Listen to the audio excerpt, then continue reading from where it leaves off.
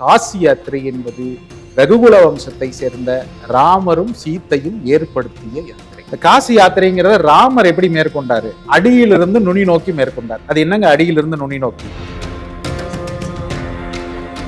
வாரணாசியில முதல்ல பார்த்துட்டு அதுக்கப்புறம் அங்கிருந்து கயா போயிட்டு ரிட்டர்ன் வந்து இந்த பக்கம் பிரயாக்ராஜ் போயிட்டு ரிட்டர்ன் வந்து அது கூடாது. பிரயாக்ராஜ்ல தொடங்கணும், கட்டாயம் அயோத்தி பார்க்க வேண்டும். ஸ்ரீ லக்ஷ்மி தாயார் வந்து பிச்சை போட்டு அவருடைய பாவம் நீக்கிய ஸ்தலம் பத்ரிநாத். ஏன் அவங்க சொல்றாங்க காசிக்கு போயிட்டு வந்தா வீட்டுல ஒரு மரணம் விழுந்துரும், அதனால கொஞ்சம் வயசுல போக கூடாது, வயசான காலத்துல போங்கன்ற மாதிரி சொல்றாங்க சார். ஏன்னா காசி காசு தரக்கூடிய ஸ்தலம் காசி. ஆமா சார். நான் எப்பயுமேங்க சர்வ மதத்தையும் சமமாக கருதுவேன். நிச்சயமா எல்லாரும் அப்படித்தான் நினைக்கிறேன். எல்லாமே ஒண்ணு. ஐயா என்கிட்ட எதுவுமே இல்லைன்னு போய் புரிந்தீங்கன்னு வச்சுக்கீங்களேன், சுவாமி அள்ளி கொடுப்பார். சாமியை பார்க்கணும், எவ்வளவு காசு வேணாலும் தர்றேன், இப்படி யாராவது அங்க வந்து ஒரு டயலாக் விட்டுட்டாங்கன்னு வச்சுக்கோங்க, புரிஞ்சுது. பெருமாளை சேவிக்கிறது பெரிய விஷயமே கிடையாது. அது விட முக்கியம்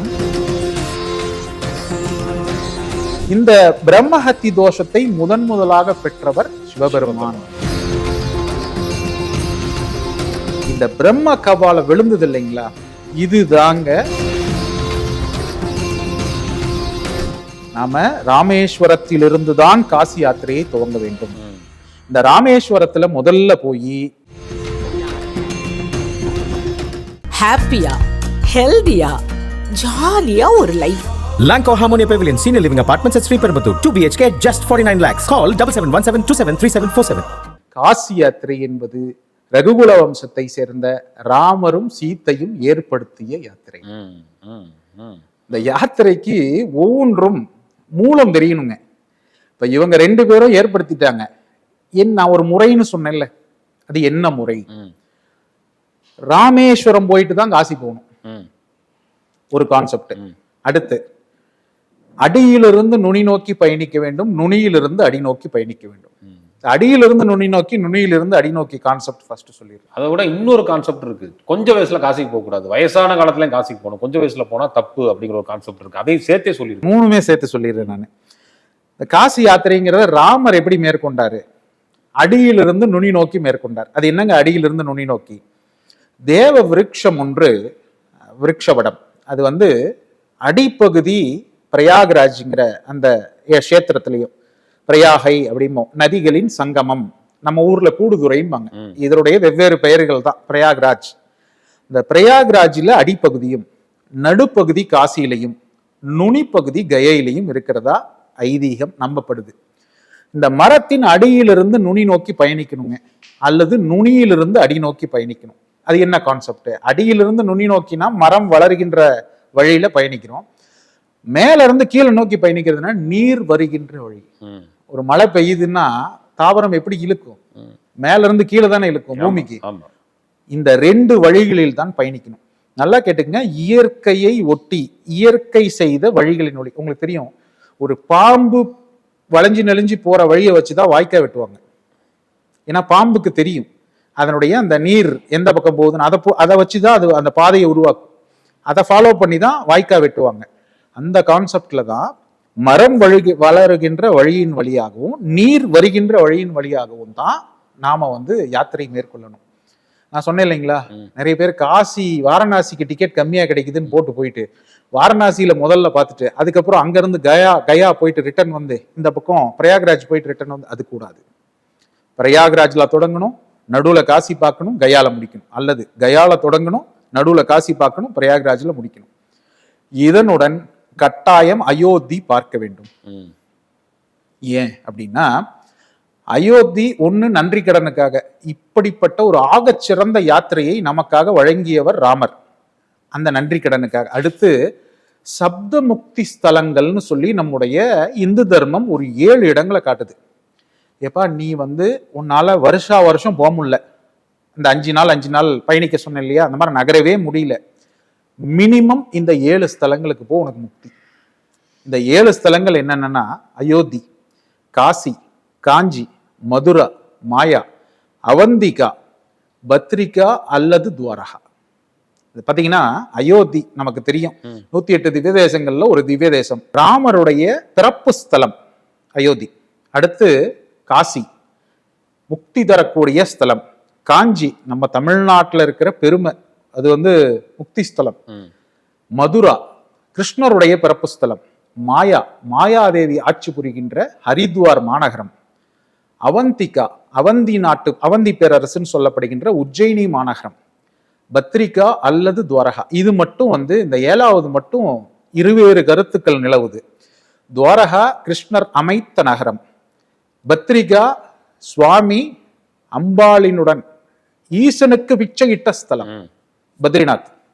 உங்களுக்கு தெரியும் இல்லைங்களா, இலந்தை மரத்தடியிலே அமர்ந்திருந்த பெருமாள் குருகுல கல்வியிலே கற்பித்துக் கொண்டிருந்த பொழுது ஈசன் பிக்ஷை கேட்க லோகம் சேமமாகவும் ஈசன் அடைந்த அந்த பாவம் போக்கவும் ஸ்ரீ லக்ஷ்மி தாயார் பிச்சை போட்டு அவருடைய பாவம் நீக்கிய ஸ்தலம் பத்ரிநாத். இந்த 7 ஸ்தலத்துல அயோத்தி முதன்மையான ஸ்தலம். இந்த காசி யாத்திரையில அயோத்தி முடிச்சிங்கன்னா தான் முக்தி. இதுங்க ஒரு காசி யாத்திரைங்கிறது ராமர் எப்படி பண்ணாரு அதை தான் ஃபாலோ பண்ணும். நம்ம புதுசாலாம் கண்டுபிடிக்க கூடாது. உங்களுடைய கேள்விக்கு நான் பதில் சொல்லிடுறேன். சார், இந்த வயதானாதான் போகணுமா? தயவு செய்து நான் ஒரு கான்செப்ட், முட்டி வலி வந்ததுக்கு அப்புறம் இறைவனை தேடாதீங்க. ஏன்னா உங்களுக்கு கடுமையான மூட்டு வலிங்க, நீங்க போய் அங்க கூட்டத்துல நின்று காசி விஸ்வநாதரை பாக்குறீங்க, உங்க நினைப்புல விஸ்வநாதர் இருப்பாரா? உங்க முட்டி வலி இருக்கு, முட்டி வலி தான் இருக்கும். எப்படா போகும் இருக்கும்ல, எவ்வளவு நேரம் நிக்கிறதுன்னு இருக்கும்ல. அப்ப நல்ல திடகாத்திரமான தேக ஆரோக்கியத்துடன் இருக்கும் பொழுதே இறையை தேடுங்கள். ஏன் அவங்க சொல்றாங்க, காசிக்கு போயிட்டு வந்தா வீட்டுல ஒரு மரணம் விழுந்துரும், அதனால கொஞ்சம் வயசுல போக கூடாது, வயசான காலத்துல போங்கன்ற மாதிரி சொல்றாங்க. அந்த காலத்துல ஏன் முதல்ல வயதானத்திற்கு அப்புறம் போங்க? அதாவது கரெக்டா சொல்லணும்னாங்க, உங்க வாழ்க்கையில எல்லாத்தையும் செட்டில் பண்ணதுக்கு அப்புறம், உங்க குழந்தைகள் எல்லாத்துக்கும் திருமணம் பண்ணி உங்க பேரம்பேத்தி எல்லாம் பார்த்துட்டு எனக்கு இந்த வாழ்க்கை போதும் அப்படிங்கிற நிலை எப்போ வருதோ அப்பதான் காசிக்கு போகணும்னு ஆதி காலத்துல சொன்னாங்க. ஏன் அப்படின்னா, அன்றைக்கு 2000 மைல்கள் நீங்கள் பயணிக்க உங்களுக்கு எந்த விதமான வாகன வசதியும் இல்லை. மாட்டு வண்டியில பயணிக்கணும், அன்னைக்கு அது கூட வசதி இருக்காது, நடந்து போகணும். நீங்க நடந்து போகும்போது வழியில புலிக்கு இரையாகலாம் அல்லது கொள்ளையர்களுக்கு இரையாகலாம், அதையும் தாண்டி வழியிலேயே உடம்பு சரியில்லாம இறந்து போகலாம். அதை தாண்டி நீங்க காசி போயிட்டீங்கன்னு வச்சுக்கீங்க, வீட்டுக்கு திரும்ப வரணும்னு தோணும். இங்க இருந்தே நான் இறந்துடுறேன், காசி கஷேத்திரத்தில் இறந்தால் முக்தி, அப்படி நான் இருந்தே இறந்துடுறேங்கிற நிலைமைக்கு போயிடுவாங்க. ஆனா இன்னைக்கு வெறும் 2.5 மணி நேரத்துல நீங்கள் காசி கஷேத்திரத்தை சென்றடையலாம். விமான போக்குவரத்துல இல்லைங்க, வசதி இல்லை, ரயில்ல 48 மணி நேரத்துல போகலாம், 2 நாள்ல போகலாம். இவ்வளவு வசதி வாய்ப்புகள் உள்ள இடத்தில் இந்த கான்செப்ட் ஒத்து வராது. ஏன் அப்படின்னாங்க, காசி கஷேத்திரம்ங்கிறது வயதானவர்களுக்கானது மட்டும் அல்ல, முக்திக்கானது மட்டுமல்ல. காசி கஷேத்திரம் நவகிரகங்கள் பதவி பெற்ற ஸ்தலம். அது என்ன நவகிரகங்கள்? குரு, சப்த ரிஷிகளுள் ஒருவராகிய ரிஷியினுடைய மகனான குரு பகவான் குரு என்கின்ற பட்டம் பெற்று அவர் நவகிரகங்களில் ஒருவராக ஆட்சி பெற்றது காசி விஸ்வநாதர் ஆலயத்துல. புத பகவான் நவகிரகங்களில் ஒன்றாக சேர்ந்தது காசி விஸ்வநாதரின் அருளால். பிரம்ம பட்டம் பெற்றது காசியில. நீங்க காசியில படித்துறைகள் பேரை பாருங்க. எந்த படித்துறையில எல்லாரும் ஸ்நானம் பண்ணுவாங்கன்னா தசாஸ்வமேதா காட்டுவாங்க. தஸ் அஸ்வமேதா காட் பிரிச்சு படிங்க. காட் அப்படின்னா படித்துறை. தஸ் அஸ்வமேதானா, தஸ்னா 10, அஸ்வமேதானா 10 அஸ்வமேத யாகங்களை பிரம்மன் நிகழ்த்திய இடம். அந்த இடத்துலதான் நீங்க ஸ்நானம் பண்ணணும், கங்கா ஸ்நானம்.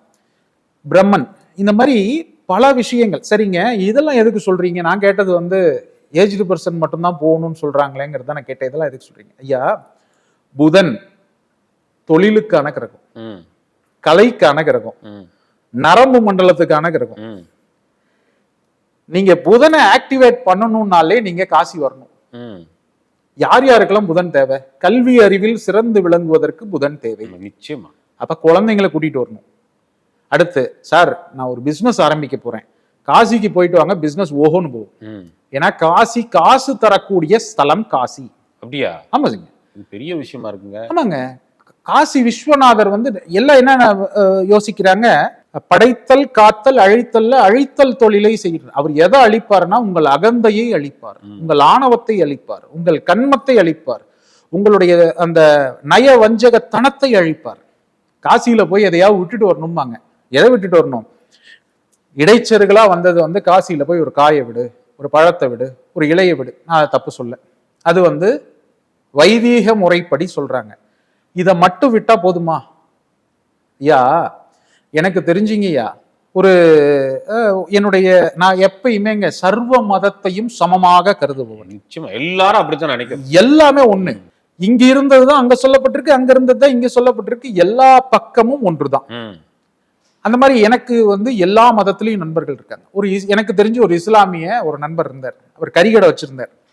அந்த கறிக்கடையில எப்ப பார்த்தாலும் அந்த ரத்த கரையோட ஒரு பீடி குடிச்சுக்கிட்டு அவரு கொஞ்சம் ஒரு அழுக்கா இருப்பார். நாங்க பார்ப்போம். அதே மாதிரி ரொம்ப கரடு முரடா இருப்பார். கறியை வெட்டுற மாதிரியே மனுஷன் பேசுவார். அவருடைய மகன்கள் 2 பேர். அவனுங்க வந்து அரபு தேசத்துக்கு போய் நிறைய பொருள் ஈட்டிட்டு வந்து அப்பாவை பாக்குறாங்க. அப்பா இன்னும் மாறாம அப்படியே இருக்கார்.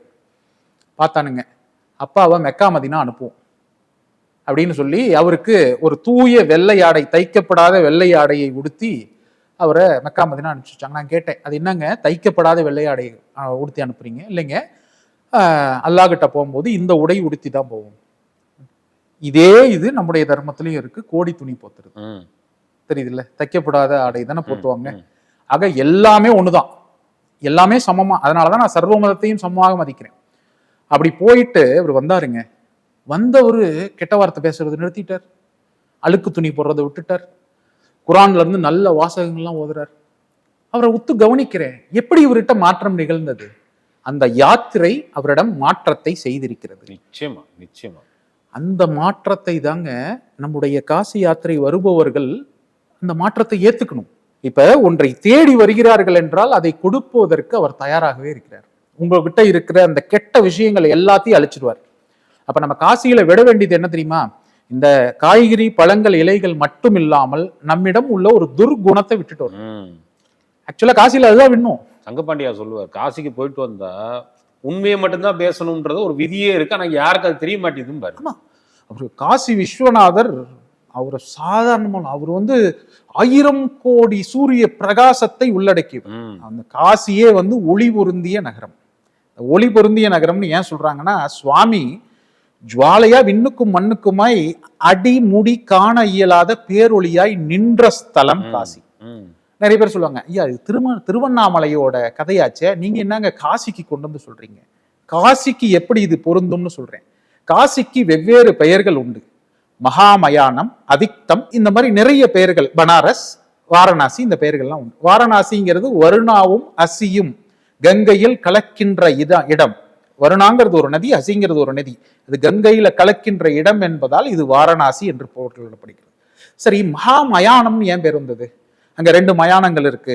யார்ட்டையா கேளுங்க, மகாமயானம்னு ஏன் பேரு அப்படின்னா, நம்ம என்ன முடிவு பண்ணிக்குவோம் அப்படின்னா, அங்க மணிகர்ணிகா மயானமும் இந்த பக்கம் ஹரிச்சந்திரா மயானமும் இருக்கு, அதனால கிடையாது.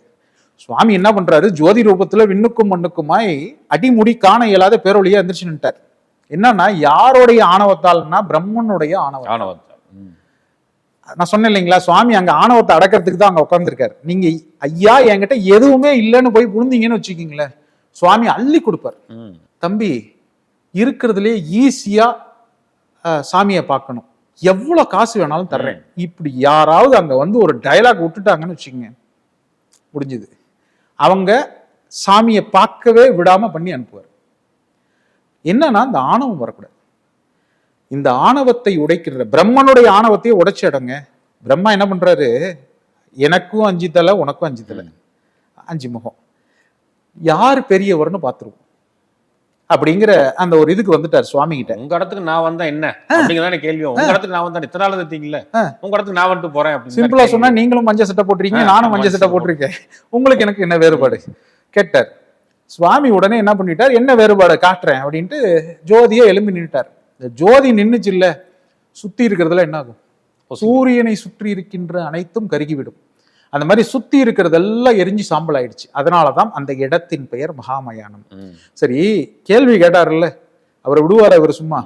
நீ முடிய பாரு, நீ அடிய பாருன்னு சொல்லி ஸ்ரீமன் நாராயணனை அடியை நோக்கியும் இவரை முடியை நோக்கி அனுப்பிட்டார்.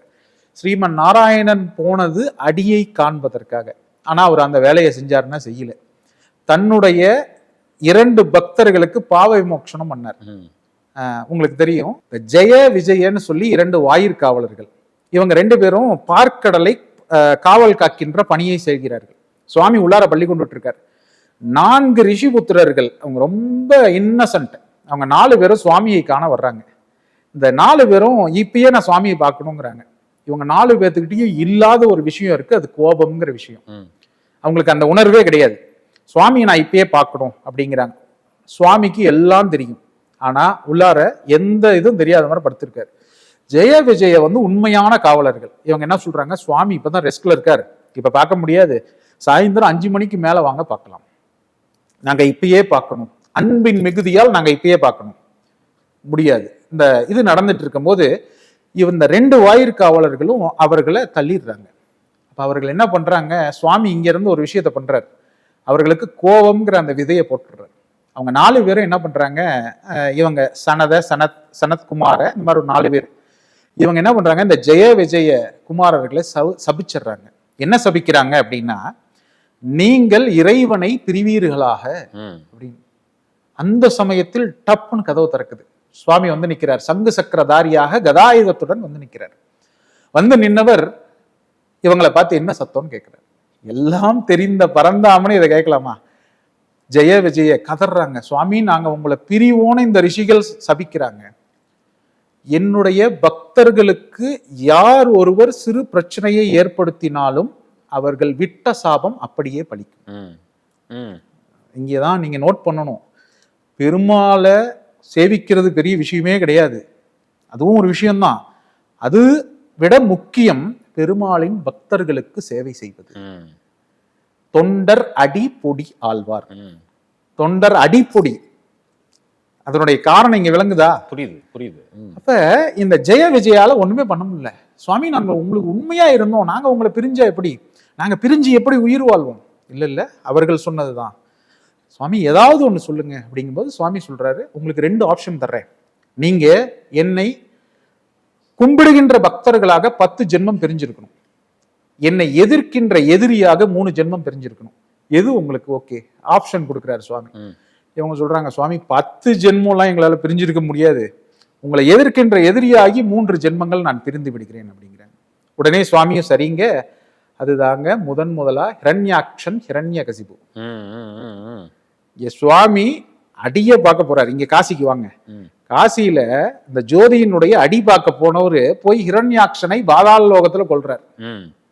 இந்த மல்டி டாஸ்கிங் அது சுவாமி அன்னைக்கே பண்ணிட்டார். பண்ணிட்டு என்னால அடி காண முடியவில்லைன்ட்டார். மேல போனார் இல்லையா இவருதான் ஏற்கனவே அவர்கிட்ட போட்டி போட்டவர். மேல போனவர் போயிட்டே இருக்காரு, வெம்மை தாக்க ஆரம்பிச்சிருது, இனிமே போக முடியாதுன்னு தெரிஞ்சு போச்சு. உடனே அங்கிருந்து ஒரு தாளம்பூ உதிர்ந்து வருகிறது. அந்த தாளம்பூவை பார்த்து டீல் பேசுறாரு, நீங்க கீழே ஒன்னே ஒண்ணு சொன்னா போதும், நான் சுவாமியோட முடிய பார்த்துட்டேன்னு சொன்னா போதும்.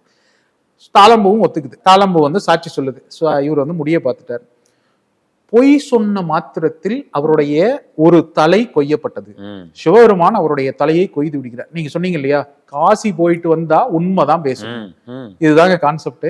பொய் பேசுனதுனால தலையை கொய்துட்டார். அடுத்து அதுக்கு பொய் சாட்சி சொன்னிச்சுல்ல, அந்த மலர் எந்த பூஜையிலும் உபயோகிக்கப்படும் கூடாதுன்னு சொல்லி சாபம், கூடாதுன்னு சாபம்.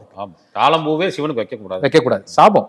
சரி, நம்முடைய தர்மம் நான் சொன்னேன்ல, இறைவனுக்கும் ஆனாலும் ஒன்று அப்படின்னு சொல்லி, இந்த இவர் வெட்டினார் இல்லையா சிவபெருமான், அந்த வெட்டின அந்த கபாலம் கையிலே நின்னுச்சு.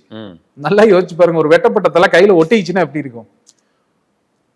7 லோகமும் போய் அவர் என்னென்னமோ ட்ரை பண்றாரு சிவபெருமான், அவருக்கு ஒண்ணுமே நடக்கல. ஸ்ரீமன் நாராயணன் சிவபெருமானுக்கு சொல்றாரு, ஐயா நீங்க 7 லோகமும் போய் பிக்ஷை எடுக்கணும்.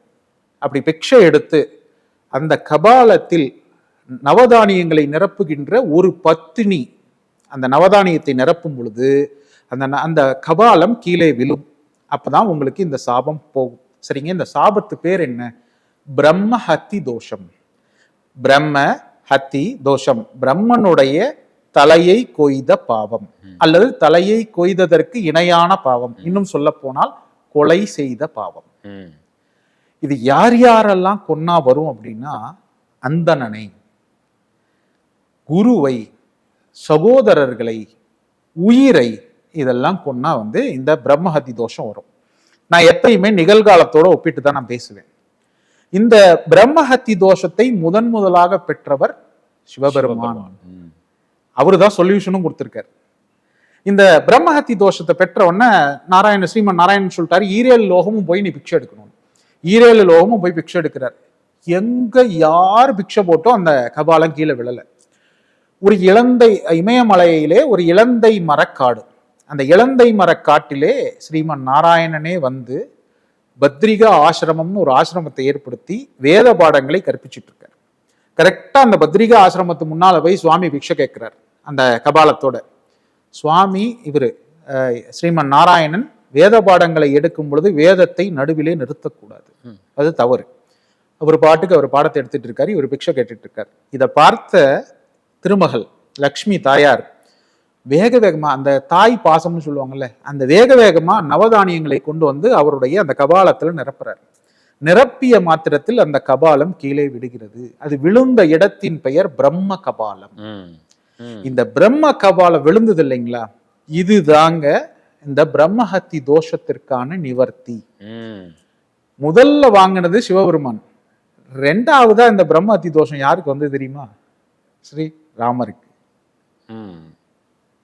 சிவபெருமான் அடியாரை கொண்டதுக்காக, சிவன் அடியாரை கொன்றதுக்காக பாவம். அது மட்டும் இல்லைங்க, நிறைய பேர் விவரம் தெரியாம ராமன் அந்தணன் வாங்க.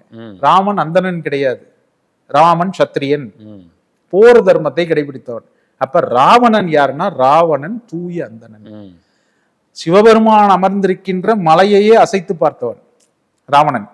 வேதங்களில் கைதேர்ந்தவன், ஆச்சாரியன். இந்த ஆச்சாரியனை ஒரு போர் வீரன், ரகுகுல வம்சத்தை சேர்ந்த ஒரு சத்திரியன் கொண்டுட்டான். அப்ப அவருக்கு என்ன ஆகும்? உடனடியாக இந்த பிரம்மஹத்தி தோஷம் அவரை பிடித்து கொண்டது. ரிஷி முனிகள், யோகிகள், குருமார்கள்லாம் சொல்றாங்க, ராமா ஒரே ஒரு இதுதான், யாருக்கு இந்த தோஷம் முதல்ல பிடிச்சுதோ அவருடைய உருவத்தை நீ நிறுவி வழிபட வேண்டும். எங்கன்னா தென்முனையில போய் வழிபடணும். பாரத தேசத்தோட தென்முனையில வழிபட்டால் உனக்கு பாவம் தீரும். உடனே ராமர் என்ன பண்றாரு, அனுமன் இவரோட அந்த கட்டளைக்காக காத்திருக்கார். ராமர் சொல்றாரு, நீங்க வந்து சுயம்பு லிங்கத்தை கொண்டு வர வேண்டும்னு ஹனுமனுக்கு கட்டளை. ஹனுமன் நேரா இமாலய பர்வதத்தை நோக்கி பறந்து போறார். போற வழியில ஒரு பெரிய நதி ஓடி வருது. அந்த நதியின் கரைகள் எல்லாம் லிங்கம். ஹனுமனுக்கு இங்கேயே நம்ம அதை எடுத்துட்டு போயிடலாம், எதுக்கு அவ்வளவு தூரம் போகணும் அப்படின்னு பெயர் தடுக்க முற்படுறார். பெயர் தடுக்கவே முடியல. உடனே எப்பயுமே நம்மால் ஒரு காரியம் ஆகாத பொழுது இறையை துடைக்கு அழைத்தால் அந்த காரியம் நமக்கு கைவசப்படும் கான்செப்ட். ஹனுமன் பிரபோங்கிறார் ராமனை. மேல பார்த்தா கருடன் வட்டம் அடிக்குது. இந்த கருடன் வட்டம் அடிக்கிறதுக்கு நேரா கீழே இருக்கிற லிங்கத்தை பார்த்து இந்த லிங்கம் தானான்னு கேட்கிறார். பக்கத்துல கவுளி சொல்லுது, ஆமா இந்த லிங்கம் தான், ஆமா இந்த லிங்கம் தான். அசைக்கிறாரு, அசைஞ்சிருச்சு. பெயர்த்து எடுத்துட்டு பறக்க போறாரு. இப்பதான் அந்த இடத்துல ஒரு ட்விஸ்ட் கதையில. அந்த இடத்தை பாதுகாக்கின்ற காவல்காரன் வந்து நிக்கிறார், கால பைரவன் வந்து நிக்கிறார்.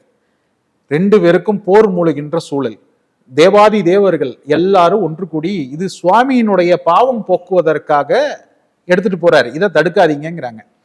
சிவபெருமானே காலபைரவன் முன் தோன்றி, சிவபெருமானோட நெற்றிக்கண் நெருப்புல இருந்து வந்தவன் தான் காலபைரவன். ஆனா காலபைரவன் முன் தோன்றி நீ தடுக்காதன்றார். அப்ப காலபைரவர் ரெண்டு பிராமிஸ் கேட்கிறாரு அனுமன் கிட்ட. என்னன்னா, இந்த லிங்கம், இந்த ஓடுற நதி பேர் கங்கா நதி. இந்த கங்கா நதியில் தினம்தோறும் இந்த லிங்கம் வந்து அபிஷேகித்து கொண்டிருந்த லிங்கம். அபிஷேக பிரியன் ஈசன். டெய்லி கங்கா நதி அபிஷேகம் நடந்துட்டு இருந்தது.